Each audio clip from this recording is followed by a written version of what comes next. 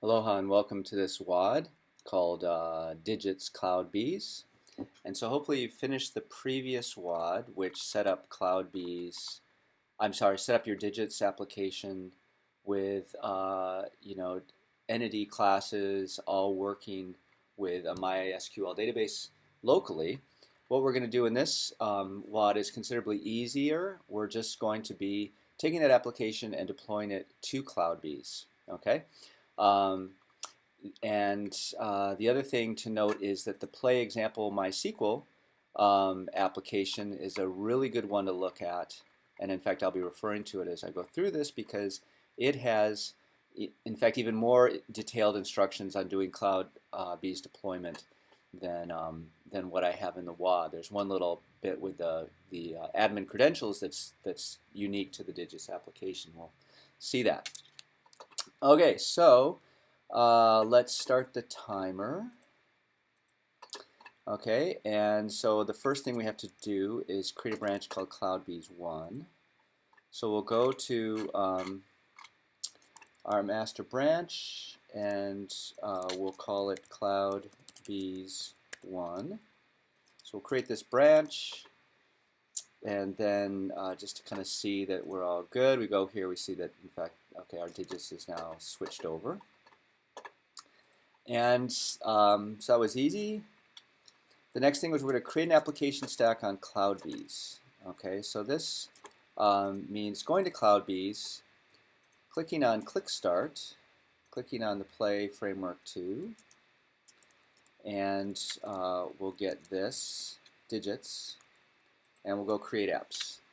And this is going to take anywhere between, like a couple minutes and 10 minutes. You see, very quickly we got to this particular screen here, and we can now see that what it's doing is the Jenkins build. Now it's possible that you're going to get errors before you even get to this screen. And if you get errors before you even get to this screen, that's bad, but it's not your fault. But what you'll then need to do is basically go over to these screens, the apps, DBs, builds, repositories, these four, and click through them and make sure that it hasn't created an app called digits or a DB called digits or a build called digits or a repository called digits before it failed. Because if that has happened, you need to make sure you've deleted any digit stuff that got created before it failed before you try to recreate it. Because otherwise, if you keep just trying to redo this click start with already existing apps, DBs, builds, or repositories, you're going to get these weird errors which don't really tell you that that's your problem. But in fact, that's most likely your problem. I mean, maybe you've got some other problem that I haven't run into, but I have run into that problem before.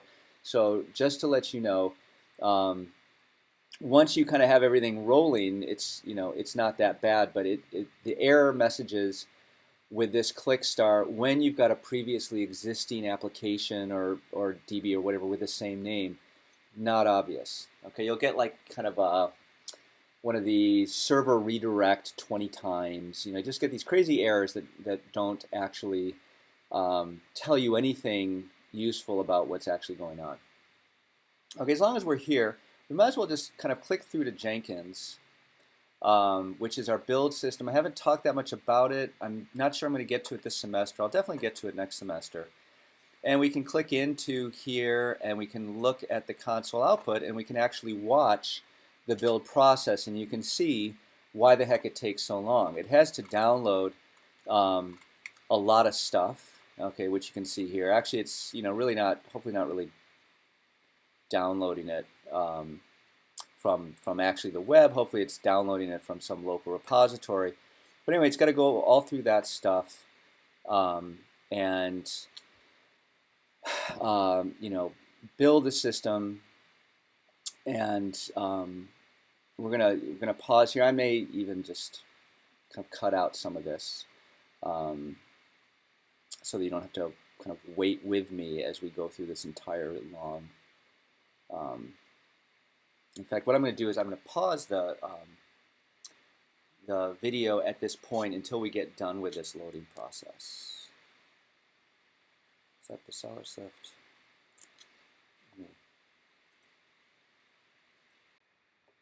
Okay, so we're back. It's at about, we stopped about 3.5 minutes. We're at 8 minutes. So that was about 4.5 minutes that we waited for this thing to get done. But fortunately, it now is done. And we can see our sample application here, digits.philipmjohnsonCloudBees.net. It's the hello world. That's all good. The more important thing is that we now have, if I refresh this screen, we've now got a digits application, and we've got a digits database, and we've even got a digits repository, which we're not going to need. We have a digits build. We're not going to need that either. But the important thing is we've got an application and a database that we can now play around with. Okay. So the next thing we want to do is manually create the digits database tables. And for that, I'm going to go here to show you that there's more information about this in this set of instructions. So the first thing we need to know is kind of what are the database tables that we need, and that's going to be in the one.sql file. So if we go to Eclipse and we do an open with text editor, okay, we can see that what we want are these two table and user info, table creation plus the this alter command to set up the foreign keys. Okay, so that's what we want to add to our MySQL database on CloudBees. And so the question is, how do we do that? And what we've got to do in order to do that is find out some credentials from CloudBees about this database, and then we're going to use our local SQL client. On the case of a Mac, we're using SQL Pro, but you might use Heidi, what's it called, Heidi SQL or something, or you can use the Squirrel SQL, whatever you want to actually hook up and create those tables. Okay, so to get the credentials, all we have to do is basically invoke this command, but using the correct application. So I'll go to digits. I'll say, that's unfortunate. Let me see here. Philip M. Johnson. Oh. Okay, so it looks like the DB is called digits_7OV4 for reasons I do not understand. Maybe digits is a reserved word or something. So let's try digits_7OV4.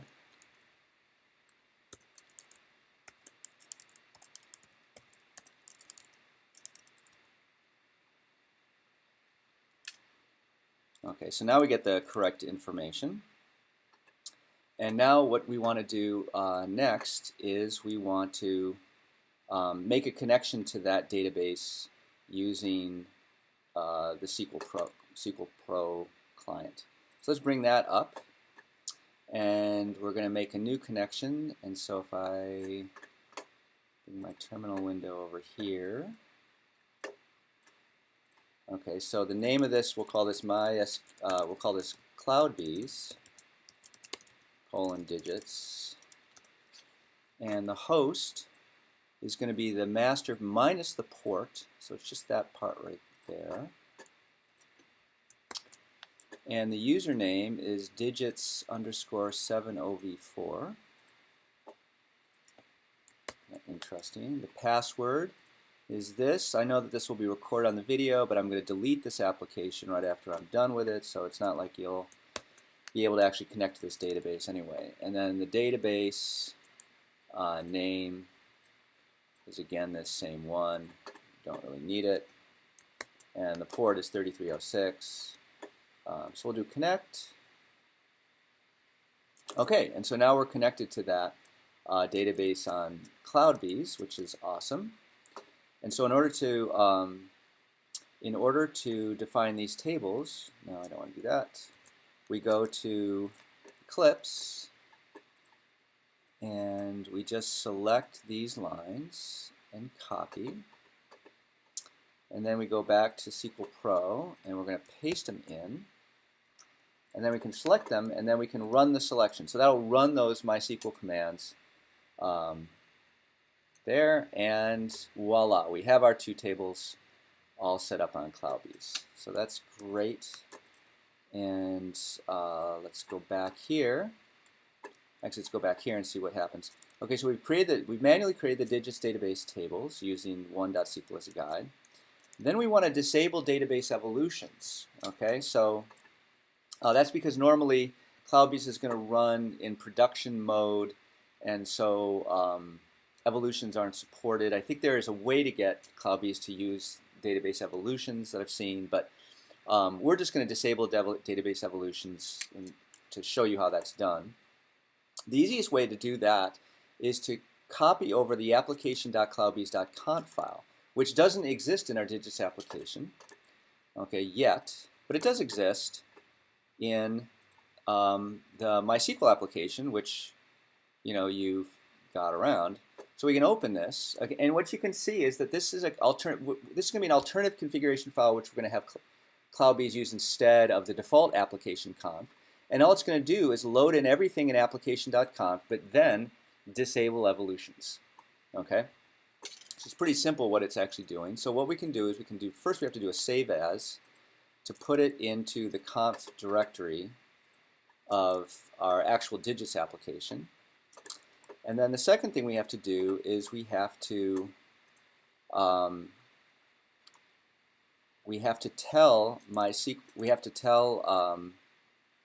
CloudBees that that's the actual file that we want to use instead. So the way we do that is we're going to copy this command, and then we'll go to our digits window, and then instead of saying play MySQL, we'll use that instead. So we'll run that command, and if all goes according to plan, we have this config.resource set to application CloudBees.conf. So that's really good. Okay, then the next thing is we need to use the bees config:set command to provide CloudBees with the admin credentials. So as you recall, we go back here and we look in application.conf. Okay, you can see that we defined, remember we're going to read in these two environment variables from our environment in order to tell Play what the administrator email and password actually are. This is so that we don't have to put it in the source code. Okay, so currently on my local computer I have those two environment variables defined. That's awesome, but CloudBees isn't my local computer, so somehow we have to tell CloudBees, and we have to define two environment variables on CloudBees, which can be read by this. Okay, and that turns out to be relatively simple as well. We just have to use the config:set command. Okay, and it's just like the one we saw before, so I'm actually going to back up. And then instead of saying config resource, instead of defining that environment variable, I'm moving this down so I can see these up here. What I'm going to define instead is digits admin email equals, we'll call it admin at example.com. Okay, so that sets that one, and then password equals, I don't know, pass. Let's just do that one. It's not a very good password, but for example purposes, it's fine, hopefully. Okay, so now we've defined our administrator credentials. Okay, now we have to deploy our application, and we all know how to do that. That's just play dist. Okay, and since we've copied over that application.cloudbees.conf file to this project, it's now going to be included in that zip file. Okay, so we've got that set up, and now we have to deploy it to CloudBees, and that's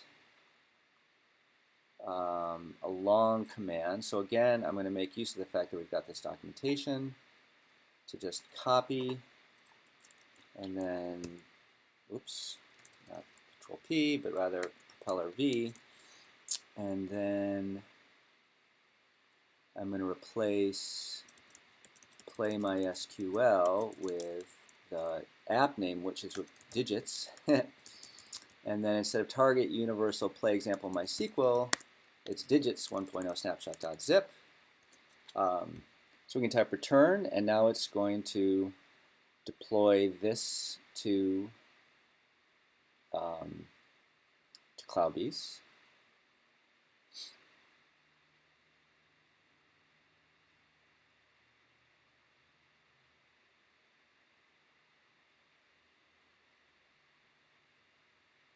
And what the heck, I'm just going to pause again. We're at 18.5 minutes. We'll see how long this one takes.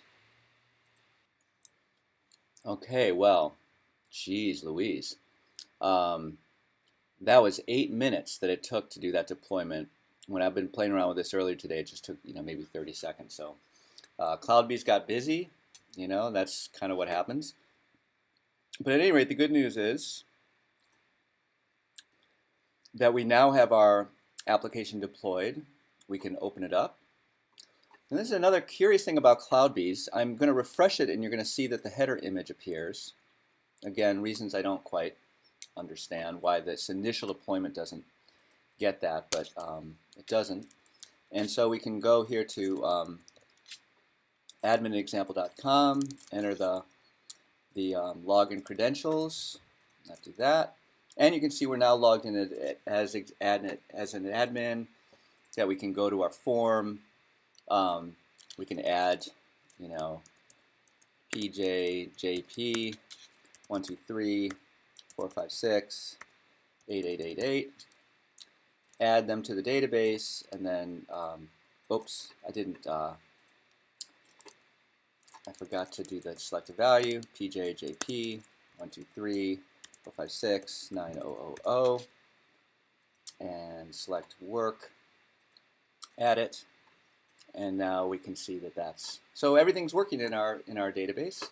In fact, we could even go SQL Pro, and we could look at our contacts and look at the content, and there we see our data in our MySQL database on CloudBees. So so let's go back to the WOD.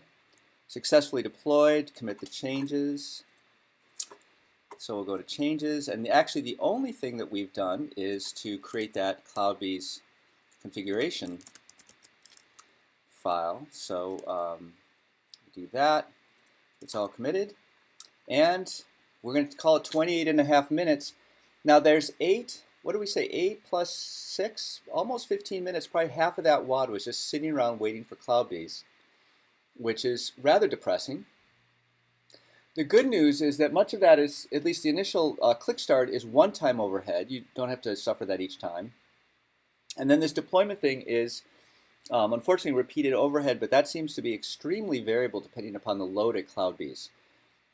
So, I don't know what to tell you about that one. It's a little frustrating. It took 8 minutes to do it, but it is a free service, so or we're using it for free. So I guess we have to just kind of suffer through that. Okay, there you have that WOD. I hope you enjoyed it.